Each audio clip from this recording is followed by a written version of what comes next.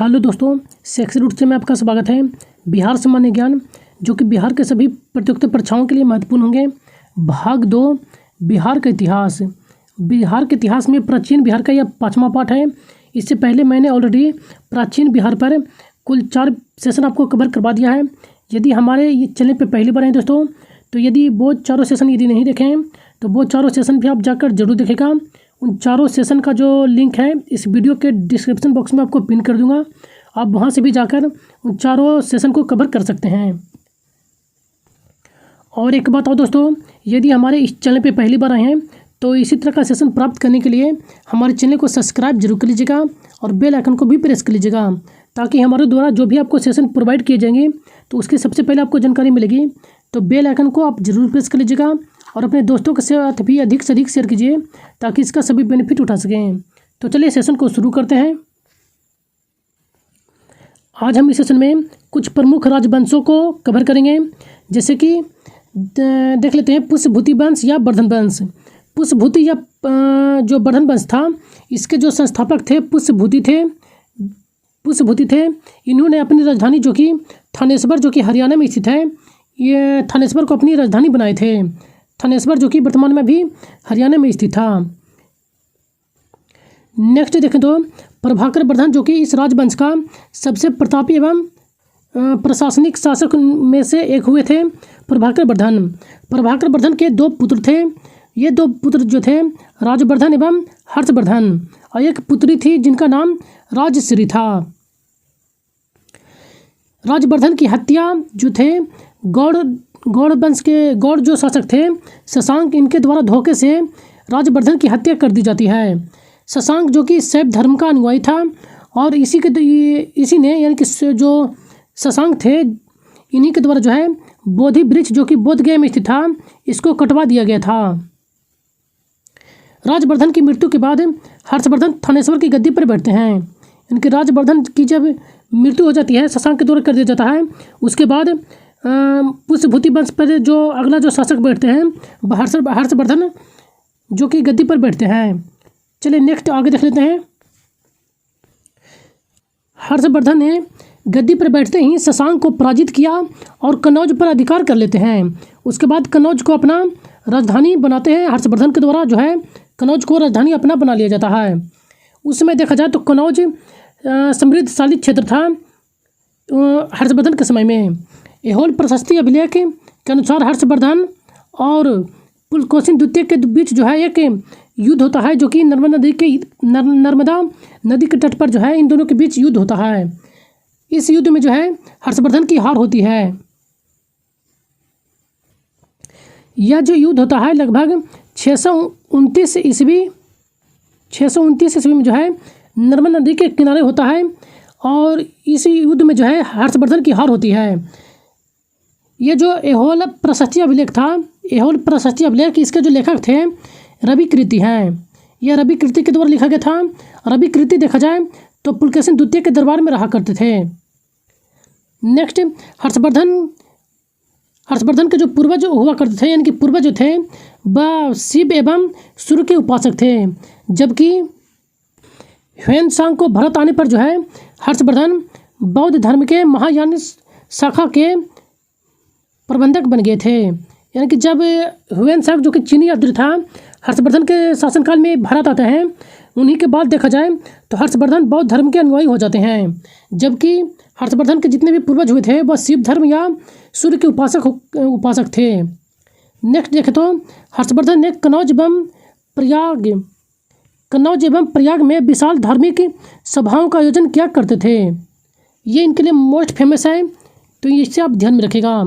हर्षवर्धन का जो दरबारी कवि थे वह बाणभट्ट थे। इनके द्वारा 2 प्रमुख रचना की गई थी, हर्षचरित्र एवं कादम्बरी, जो कि बाणभट्ट की बहुत ही फेमस किताब है। इनके द्वारा लिखा गया है बाणभट्ट के द्वारा, जो कि हर्षवर्धन के दरबार में रहते थे। नेक्स्ट प्रियदर्शिता, रत्नावली एवं नागानंद, ये तीनों जो ग्रंथ था हर्षवर्धन के द्वारा लिखा गया था, तो ये तीनों भी आप ध्यान में रखिएगा। नेक्स्ट ह्वेनसांग का भारत वर्णन। ह्वेनसांग जो कि एक चीनी यात्री थे जो हर्षवर्धन के समय में भारत आते हैं। ह्वेनसांग भारत के राजदूत के रूप में ताइशुआंग ने भेजा था। यानी कि चीन के जो राजा थे ताइसुंग जो कि वहाँ के राजा थे चीन के, उनके द्वारा जो है हुएनसांग को भारत भेजते हैं राजदूत के रूप में। और ये जो है हर्षवर्धन के दरबार में आते हैं भारत। हुएनसांग हर्षवर्धन को शिलादित्य के नाम से संबोधित करते थे।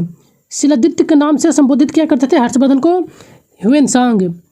वह हुएनसांग जो भारत आए थे, नालंदा के बौद्ध विश्वविद्यालय में पढ़ने तथा भारत में बौद्ध ग्रंथ संग्रह करने के उद्देश्य से भारत आए थे। हुएनसांग का जो उद्देश्य था बौद्ध धर्म को ग्रहण करना, शिक्षा ग्रहण करना एवं उनके जितने भी ग्रंथ हैं उनको संग्रहित करना, हुएनसांग के यह इच्छा थी। इसी उद्देश्य से यह भारत आए थे। हुएनसांग ने अपना जो ग्रंथ लिखा गया था, यानी कि हुएनसांग के द्वारा जो लिखा गया ग्रंथ था वह स्यूकी था। स्यूकी नाम से इनके द्वारा एक पुस्तक लिखी गई थी हुएनसांग के द्वारा। हुएनसांग को देखा जाए तो यात्रियों का राजकुमार कहा जाता है। तो ये हुएनसांग के संबंधित जितने भी इम्पोर्टेंट थे पॉइंट वो आपको कवर करवा दिया गया है। ये सभी मोस्ट इम्पोर्टेंट हैं, तो इन सभी पॉइंट को आप जरूर ध्यान रखिएगा। नेक्स्ट, बंगाल का पाल वंश। पाल वंश हर्षवर्धन के साम्राज्य के विघटन के पश्चात 8वीं शताब्दी के मध्य पूर्वी भारत में देखा जाए तो पाल वंश का उदय होता है, जिसकी स्थापना गोपाल के द्वारा किया जाता है। पाल वंश की स्थापना गोपाल के द्वारा 750 ईस्वी में किया जाता है। इसकी राजधानी मुंगेर थी। गोपाल के बाद इनका पुत्र धर्मपाल जो कि सिंहासन पर बैठते हैं। इन्होंने कन्नौज के त्रिपक्षीय संघर्ष में भाग लिए थे। ये जो त्रिपक्षीय संघर्ष जो कन्नौज के लिए हुआ था, कन्नौज जो कि उस समय का सबसे प्रसिद्ध क्षेत्र था, इसलिए जो थे उसका आसपास के राजाओं में जो है युद्ध अक्सर हुआ करता था कन्नौज के जीतने के लिए। ये जो त्रिपक्षीय संघर्ष हुआ था, पाल, गुर्ज प्रतिहार वंश एवं राष्ट्रकूट वंश, इन तीनों राजवंशों के बीच जो है त्रिपक्षीय संघर्ष हुआ था। ये भी इम्पोर्टेंट है त्रिपक्षीय संघर्ष, तो आप इसे ध्यान में रखेगा। इस युद्ध में देखा जाए तो राष्ट्रकूट वंश की विजय होती है। इस त्रिपक्षीय जो संघर्ष होता है इसमें राष्ट्रकूट वंश के ध्रुव जो कि इस त्रिपक्षीय संघर्ष में भाग लेते हैं राष्ट्रकूट वंश की तरफ से, ये इसमें, और राष्ट्रकूट वंश की विजय होती है। नेक्स्ट देखें तो इसमें पल्लव वंश की ओर से देखा जाए तो पाल वंश की ओर से जो है धर्मपाल भाग लेते हैं त्रिपक्षीय संघर्ष में। और वहीं देखा जाए तो गुर्ज प्रतिहार वंश की तरफ से जो भाग लेते हैं, देखिए अभी ध्यान में नहीं आ रहा है, गुर्ज प्रतिहार वंश के तरफ से जो भाग लेते हैं त्रिपक्षीय संघर्ष में, उनका नाम था वत्सराज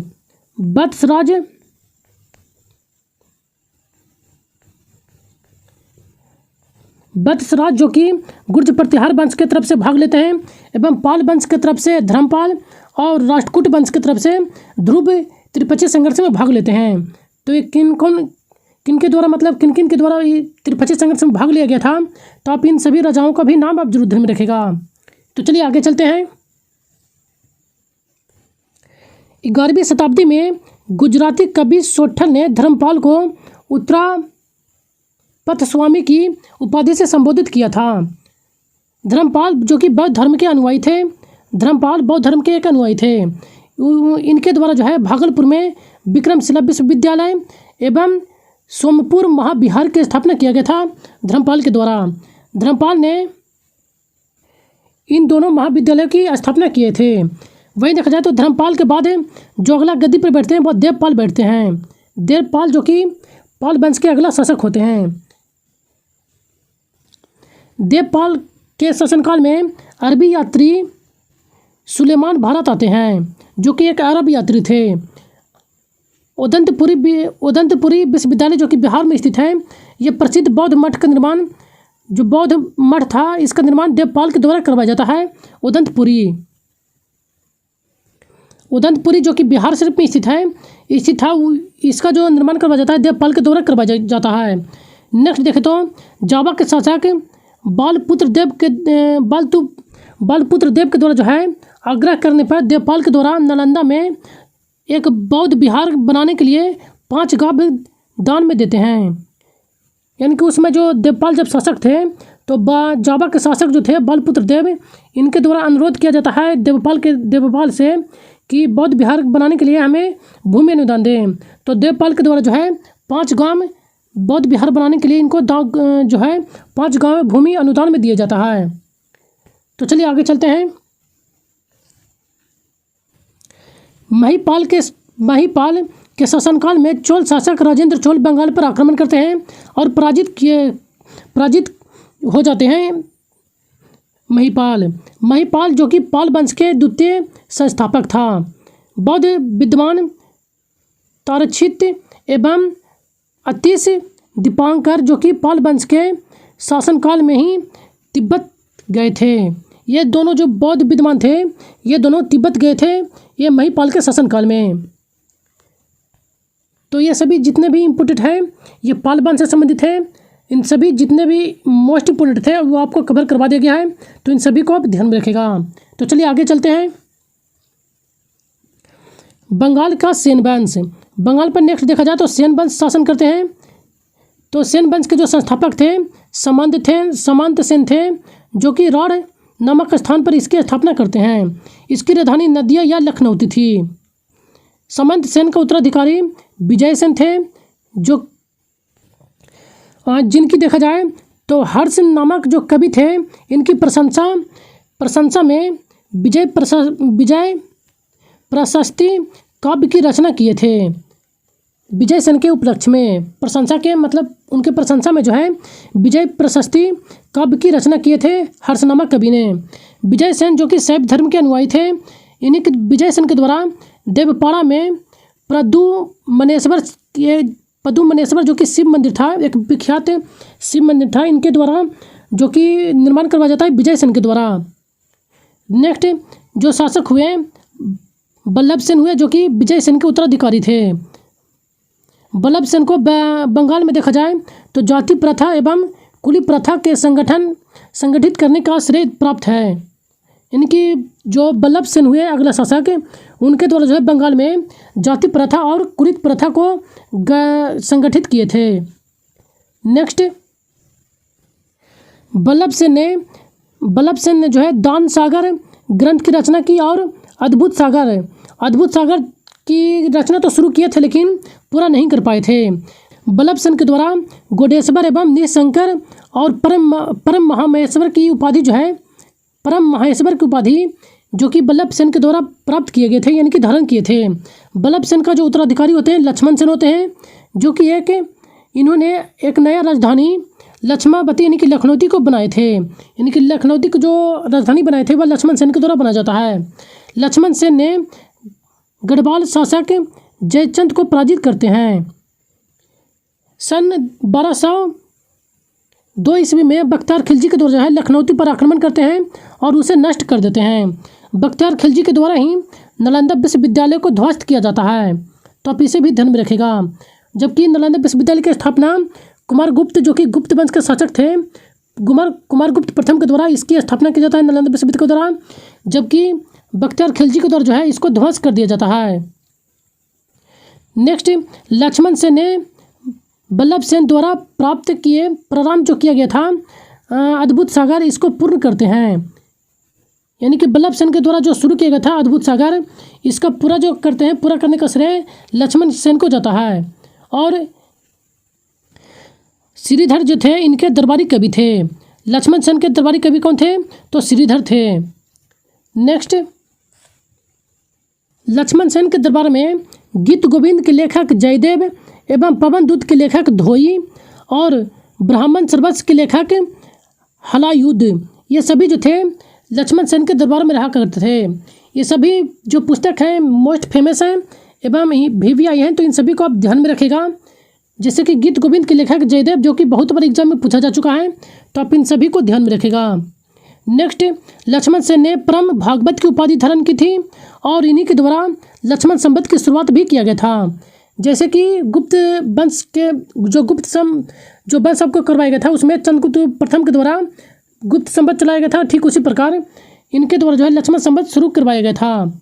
नेक्स्ट सेन राजवंश प्रथम राजवंश था जिसने अपने अभिलेखों पर जो है हिंदी में उत्कीर्ण करवाया था। यानी कि सेन वंश देखा जाए तो ये प्रथम राजवंश हुए जो कि शिलालेख जो था वो अपना हिंदी में उत्कीर्ण करवाए थे। लक्ष्मण सेन जो कि अंतिम बंगाल का जो है अंतिम हिंदू शासक थे। तो ये सभी जितने भी इम्पोर्टेंट फैक्ट थे आपको कवर करवा दिया गया है, तो आप इन सभी को जरूर ध्यान में रखिएगा। तो चलिए आगे चलते हैं। ये कुछ प्रमुख